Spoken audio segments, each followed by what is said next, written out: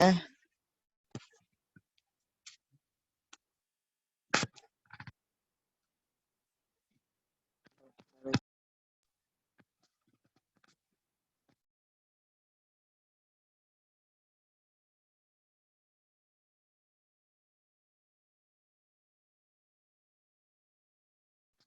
afternoon, ma'am.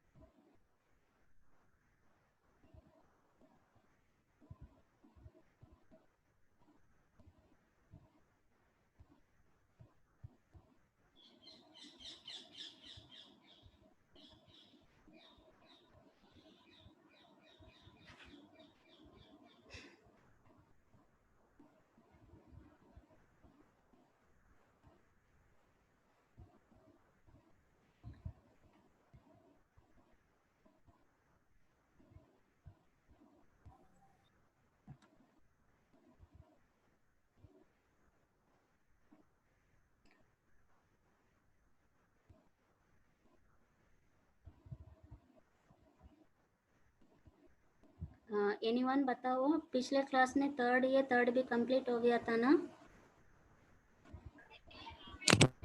Yes ma'am, complete हो गया था। थर्ड भी कंप्लीट है, इसलिए मैं 4 ये स्टार्ट कर रही हूँ, ठीक है? Okay ma'am. मैम जो एमएससी के चैप्टर है मैम, वो सारे कंप्लीट हो गए क्या? नहीं, आज मैं प्रैक्टिकल है ना, प्रैक्टिकल में बहुत पीछे है, इसलिए आज एक्स्ट्रा क्लास ले रही हूँ।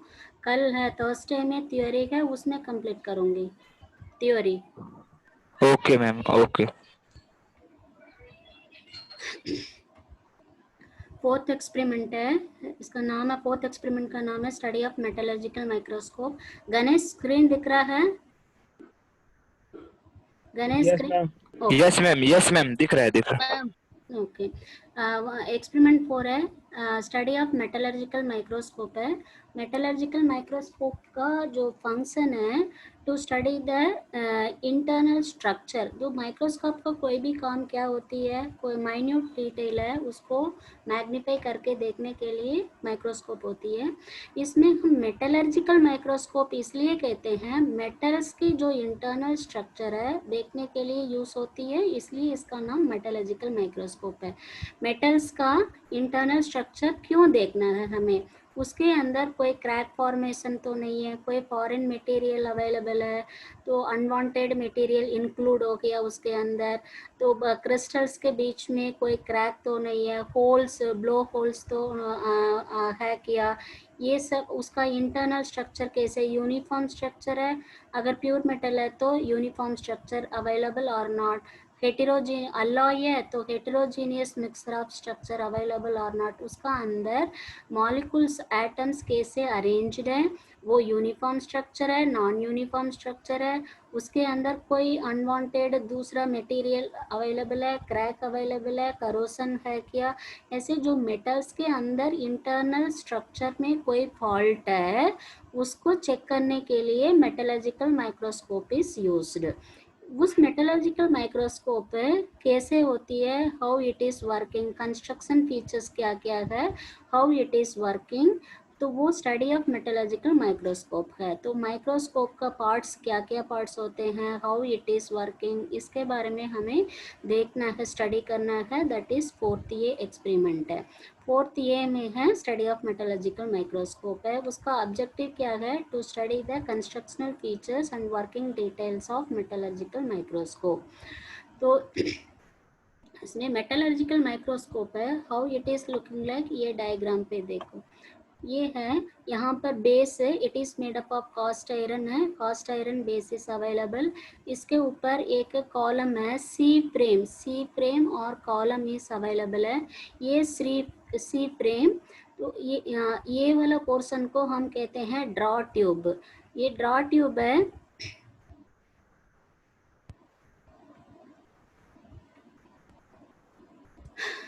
ये सी फ्रेम है। C frame also made up of cast iron है।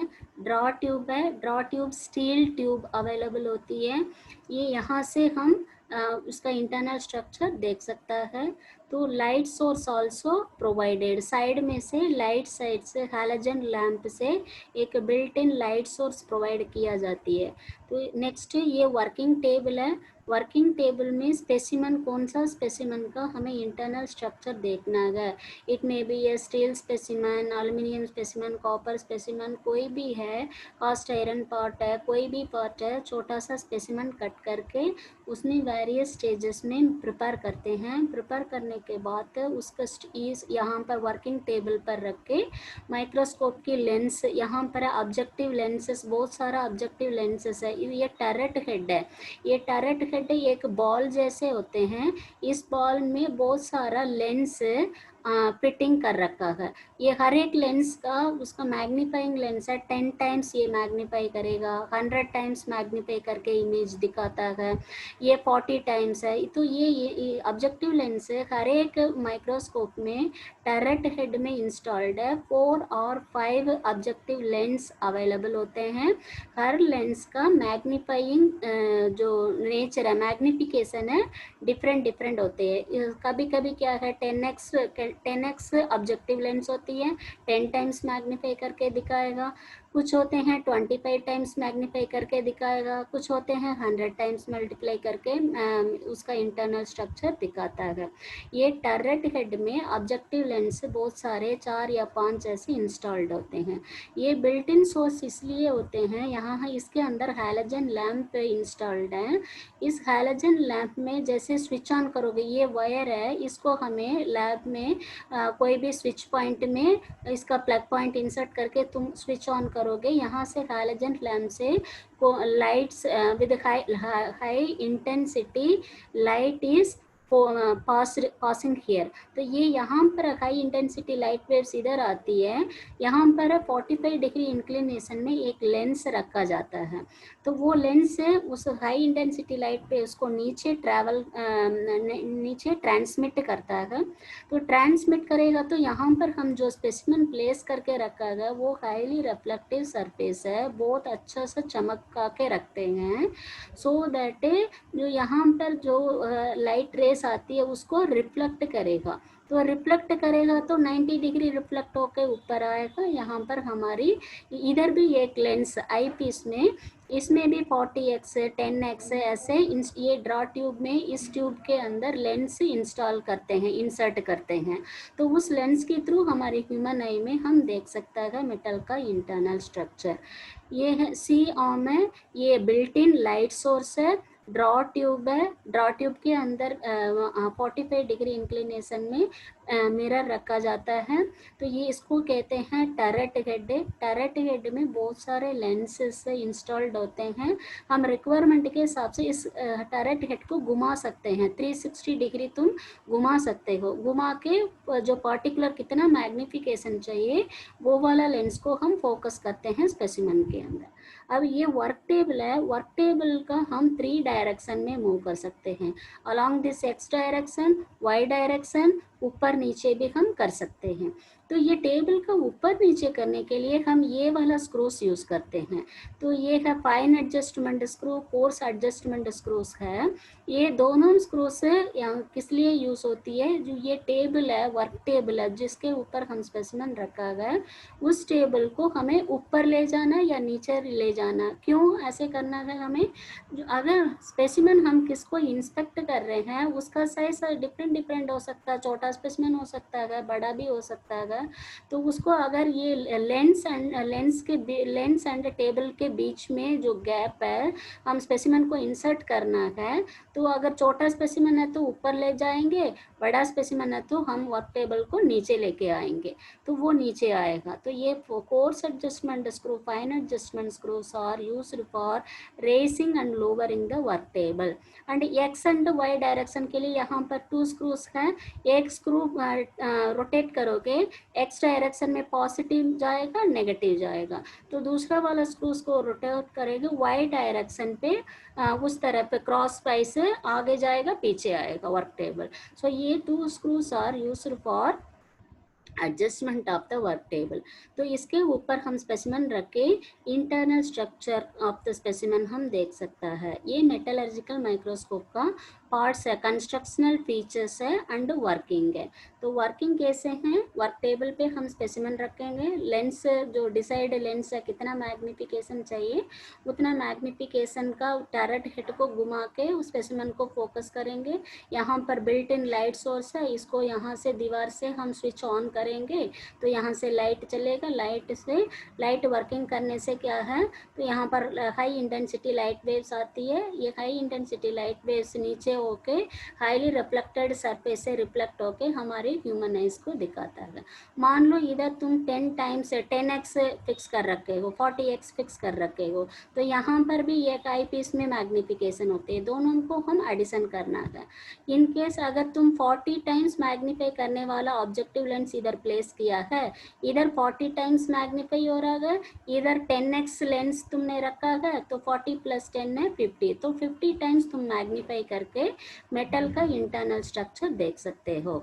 तो ये है working of the metallurgical microscope. ये कंस्ट्रक्शन डिटेल्स में जो क्या क्या पार्ट्स है, वर्टिकल आर्म है उसको सी फ्रेम कहते हैं, टैरेट हेड अवेलेबल है, coarse adjustment screw, fine adjustment screw, knob दोनों में एक ही चीज होती है। मल्टी स्टेज टेबल है, इस टेबल को हम एक्स वाई डायरेक्शन पे मूव कर सकता है। आई पीस है, ड्रॉ ट्यूब में अवेलेबल होती है, तो वो हम 10x से 50x से कोई भी जो लेंस है डिसाइड मैग्निफिकेशन के हिसाब से हम इसको यूज़ कर सकता है। बेस है, कास्ट आयरन की बेस होती है, उसका एक्सप्लेनेशन इस थियरी पोर्शंस में गिवन है।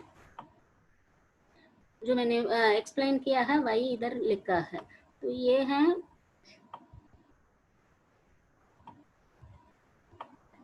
जो माइक्रोस्कोप के अंदर ड्रॉ ट्यूब के अंदर ये एक मिरर रखा होती है, ये कहा मैंने ऊपर वाला डायग्राम पे, तो उसका इंटरनल डिटेल है यहाँ पर गिवन है। जो ड्रॉ ट्यूब के अंदर ये है ये है मिरर, यहाँ पर 45 डिग्री इंक्लिनेशन पे रखा है। तो अब क्या है, यहाँ से लाइटिंग सोर्स से ये पूरा लाइट का बिल्ट इन सोर्स है, तो लाइट को हम स्विच ऑन करेंगे तो यहाँ से जो वेव्स आ रहा है, लाइट वेव्स आ रहा है, लाइट रेस आ रहा है, लाइट रेस को हम एडजस्ट करने के लिए एडजस्टेबल अपर्चर डायफ्राम होती है, इसको हम घुमा सकते हैं, रोटेट कर सकते हैं क्लॉकवाइज एंटी क्लॉकवाइज, इसको रोटेट करके जो लाइट रेस आ रही है उसको हम प्रॉपर प्रॉपर गाइड कर सकते हैं। तो अब वो लाइट रेस आके ये वाला मिरर में टच करता है, तो यहाँ से रिफ्लेक्ट होके नीचे आ रहा है, अब नीचे से फिर ऊपर जाएगी।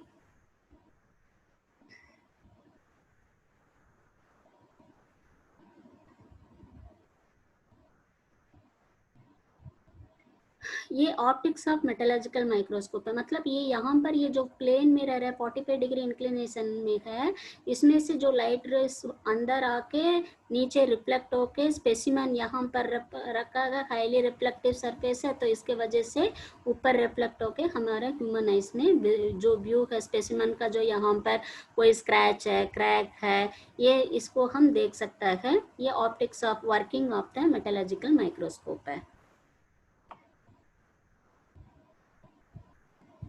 तो ये प्रिकॉशन वगैरह क्या करना है, लेंस वगैरह पहले बिफोर यूजिंग इट लेंस को क्लीन करके रखना है। Place the specimen on stable gently, आराम से रखना है क्योंकि स्क्रैच वगैरह फॉर्म होने के चांसेस है। एडजस्टमेंट है, नॉब्स वगैरह स्लोली एडजस्ट करना पड़ता है।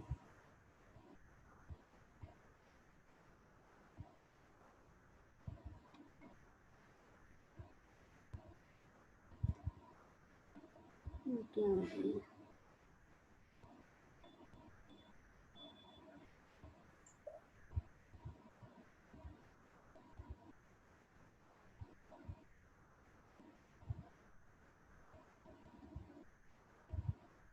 विजिबल हो रही है स्क्रीन? Yes ma'am.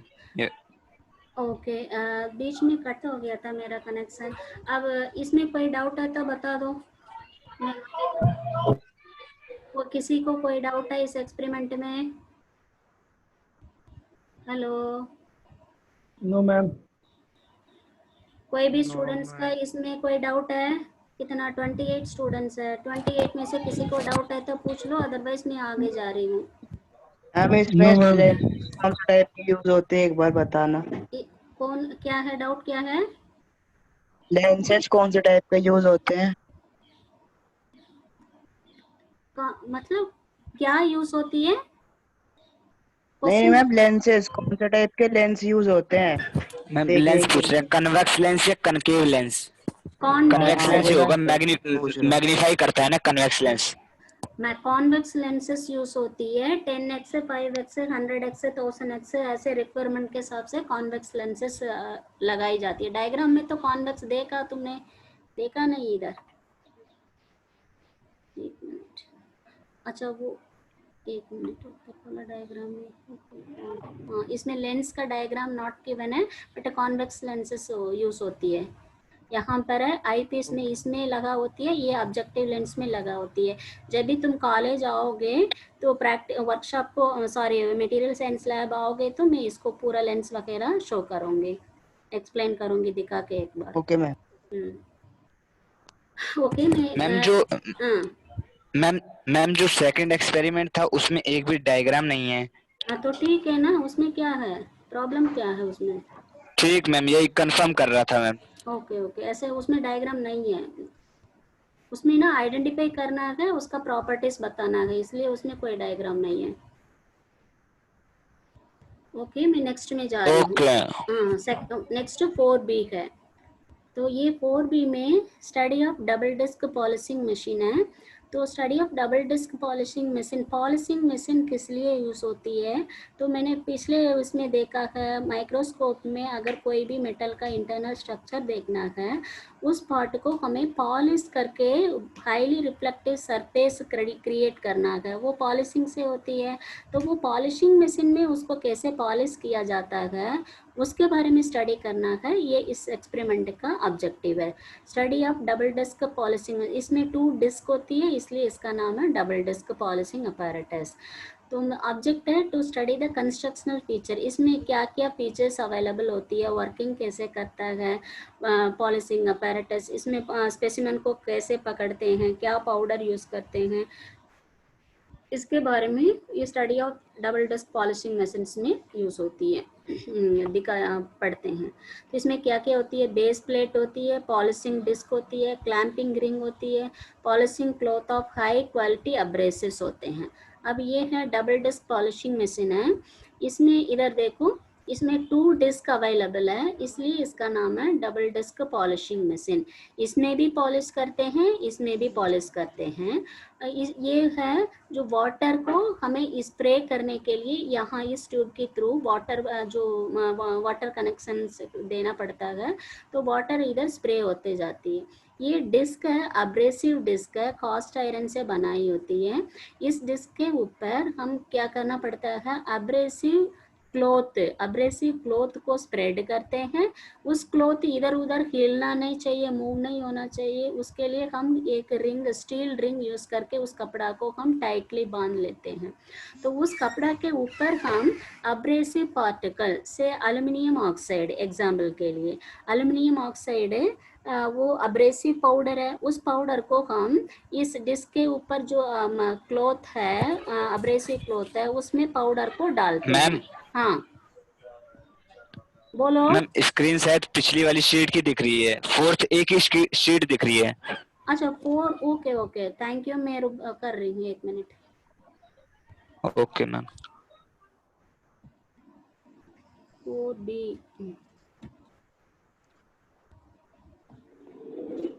अब आ रही है? Yes ma'am. यस मैम, आ रही है, आ रही है। ओके ओके, ये 4B। Yes madam. हाँ बोलो। हेलो, आवाज आ रही है? यस मैम, पढ़ाओ मैम, आ रही है, आ रही है। यस मैम, कंटिन्यू करो। ओके, ये है 4B है, study of double disc polishing apparatus है। पॉलिशिंग करना है इस मशीन में, इस पॉलिशिंग है highly reflective surface Yes, specimen के ma'am. ऊपर करना है। तो ये डबल डिस्क है, तो 2 डिस्क होती है, इसलिए इसका नाम डबल डिस्क अपैरेटस है। तो इसमें डायग्राम में बेस प्लेट है, पॉलिशिंग डिस्क वगैरह होती है। तो ये डबल डिस्क पॉलिशिंग मशीन है। ये डबल डिस्क पॉलिशिंग मशीन में ये फर्स्ट डिस्क है, सेकंड डिस्क है। तो ये यहाँ पर वाटर ट्यूब के थ्रू वाटर को हमें इधर स्प्रे करना पड़ता है। तो ये डबल डिस्क, ये दोनों डिस्क है कास्ट आयरन से बना होती है। ये कास्ट आयरन डिस्क के ऊपर हम एब्रेसिव क्लॉथ को स्प्रेड करके स्टील रिंग से टाइटली बांध लेते हैं, सो दैट एब्रेसिव क्लॉथ इधर उधर ऐसे हिलना ना, मतलब पॉलिशिंग के टाइम। उसके बाद क्या करते हैं, उसके ऊपर एल्युमिनियम ऑक्साइड पाउडर को इस डिस्क के ऊपर जो कपड़ा डाला है उसके वो क्लॉथ के ऊपर एल्युमिनियम ऑक्साइड पाउडर को हम प्लेस कर देते हैं। फिर उसके बाद यहाँ पर स्विच है ना, तो इसमें हमें स्विच ऑन करना पड़ता है। स्विच ऑन करने से ये मोटर्स है रोटेट होना शुरू हो जाए, मतलब ये कास्ट आयरन का जो ये डिस्क है इट रोटेट्स।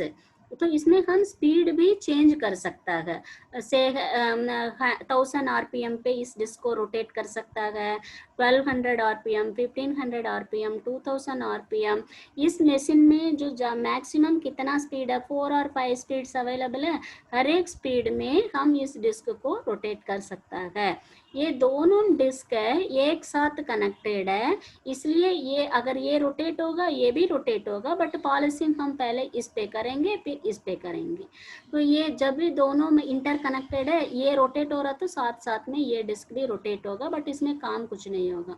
अब मान लो ये है, मैंने इधर स्विच ऑन कर दिया है, यहाँ पर एब्रेसिव क्लॉथ के ऊपर एल्युमिनियम ऑक्साइड पाउडर डाला है। तो इसको मुझे स्पेसिमन को, कौन सा स्पेसिमन मुझे माइक्रोस्कोप में रखना है, उस वाला स्पेसिमन को छोटा सा एक सिलिंडरिकल रॉड कट करके रख लो, स्टील स्पेसिमन। उस स्टील स्पेसिमन को हमें वर्टिकली रोटेटिंग डिस्क के ऊपर वर्टिकली हमें उसको प्रेस करना पड़ता है। ये रोटेट हो रहा है, इसके ऊपर हमें प्रेस करना पड़ता है स्पेसिमन को। तो ये यहाँ क्या है, एल्युमिनियम ऑक्साइड एब्रेसिव पार्ट है, तो उसके वजह से अगर हम स्पेसिमन को टाइटली प्रेस करके वर्टिकली डाउनवर्ड डायरेक्शन में प्रेस करके पकड़ेंगे तो वो सरफेस से पॉलिश हो जाती है। अब इसमें करने के बाद नेक्स्ट हम सेम स्पेसिमन का उसी सरफेस को, ये वाला डिस्क भी रोटेट हो रहा है, इसमें भी वैसे ही सेटअप रहेगा। जो अब्रेसिव क्लॉथ है, अब्रेसिव क्लॉथ को हम स्टील रिंग से टाइटली क्लैम्प कर दिया गया, उस क्लॉथ के ऊपर हम एल्युमिनियम ऑक्साइड पाउडर डाला है।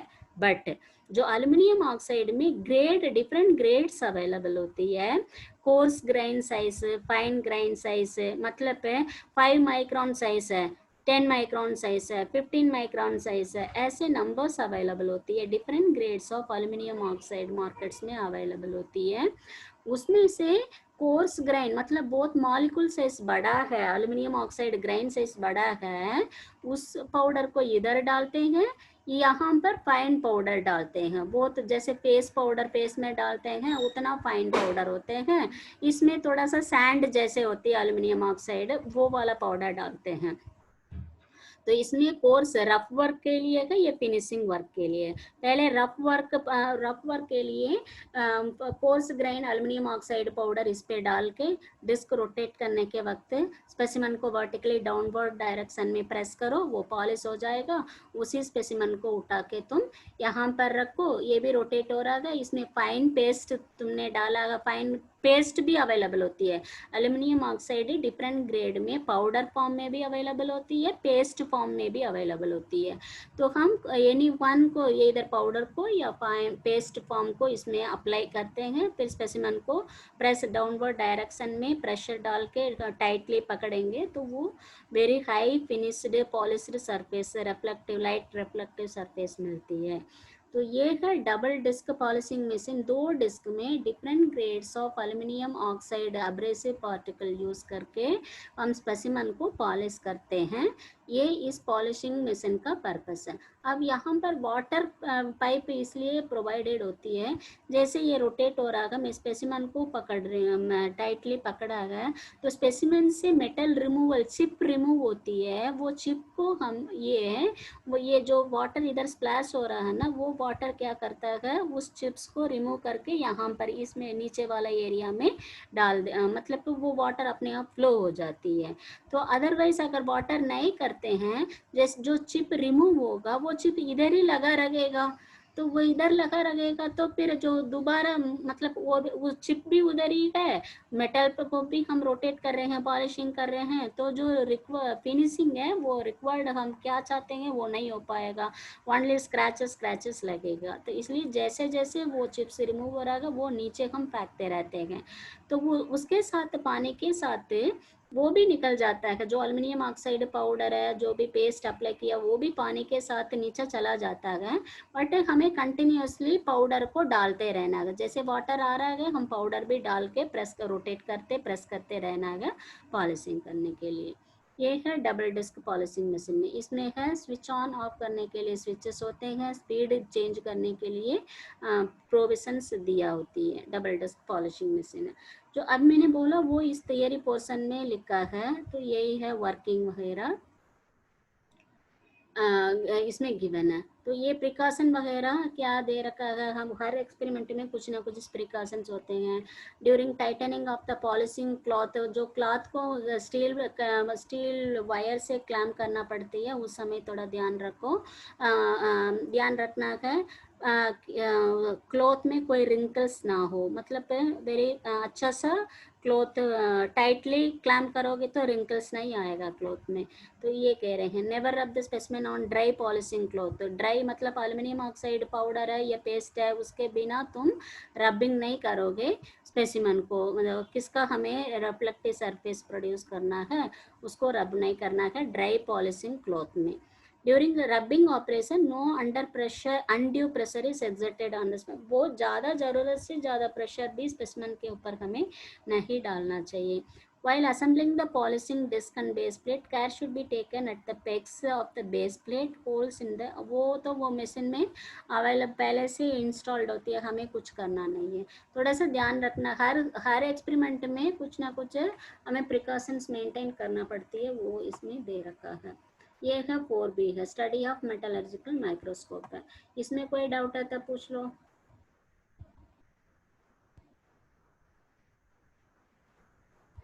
हेलो, कोई डाउट है? मैम ये प्रोसेस जो है ये स्मॉल स्मॉल स्पेसिमेन के लिए ही है, सब बड़े बड़े के लिए भी है? Very small specimen laboratory purpose के लिए होती है। तो माइक्रोस्कोप में जब भी कोई भी पार्ट देखोगे, छोटा ही स्पेसिमेन रख के देख पाओगे, छोटा स्पेसिमेन कट करके ही स्पेसिमेन देखते हैं, बड़ा पार्ट में इंटरनल स्ट्रक्चर देखते नहीं हैं। वो अगर बड़ा पार्ट में तुम्हें इंटरनल स्ट्रक्चर देखना है, उसके लिए एक प्रोटोटाइप छोटा स्पेसिमेन बनाते हैं, उसी स्पेसिफिकेशन में, उसी केमिकल कॉम्पोजिशन में, अलॉयस मिक्सचर में पूरा मेंटेन करके एक छोटा सा स्पेसिमेन बनाते हैं। अदरवाइज से बड़ा पार्ट से एक छोटा सा एलिमेंट कट करते हैं, कट करके उस छोटा स्पेसिमेन को पॉलिशिंग करके माइक्रोस्कोप में रख के चेकिंग किया जाती है। अगर जो वो स्मॉल स्पेसिमेन में जो स्ट्रक्चर आ रहा है उसको माना जाता है कि पूरा कास्टिंग में पूरा बहुत बड़ा पार्ट, रिमेनिंग बड़ा पार्ट में यही स्ट्रक्चर लगेगा, यही प्रॉब्लम्स हो सकता है, ऐसे मेटलर्जिस्ट अस्यूम करते हैं। और कोई डाउट? मैम जो ये एल्युमिनियम ऑक्साइड आता है हम्म, ये कोर्स में होता है और पेस्ट में होता है, तो पेस्ट फॉर्म में जो होता है वो एक्चुअली वाटर के साथ मिक्स्ड होता है या फिर ऑयल के साथ? ऑयल के साथ होती है। Okay ma'am. और कोई डाउट है?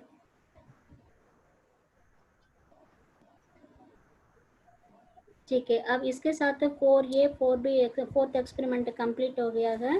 तो नेक्स्ट प्रैक्टिकल क्लास में फिफ्थ एक्सपेरिमेंट करेंगे।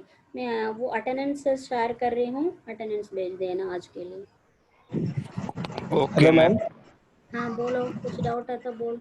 मैम पिछले प्रैक्टिकल के लिए आया मैम, वो तीनों प्रैक्टिकल एक ही पीडीएफ में बना के भेजना है, तीनों की अलग अलग भेजनी है? पीडीएफ तो तुम एक में ही भेज सकते हो, बट प्रैक्टिकल फाइल में तो सेपरेट पेजेस में ही लिखना पड़ेगा। जैसे उसमें सेंड करोगे, उसमें गूगल क्लासरूम में सेंड करोगे, एक पीडीएफ बना के भेजोगे, कोई प्रॉब्लम नहीं है। Okay ma'am.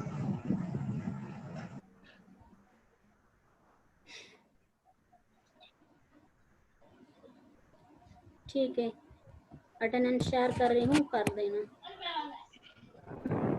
मैम जो ये फोर्थ भी है, इसको कब तक अपलोड करना है गूगल पे? आज ही मैं भेज दूंगी, तुम लोग नेक्स्ट वीक में दे देना। अगर मैं टाइम दूंगी उसमें तो तुम लोग नहीं करते हो, जो तुम्हारा मर्जी है, नेक्स्ट वीक तक दे देना। Okay ma'am. Ma'am next week तक दे देंगे।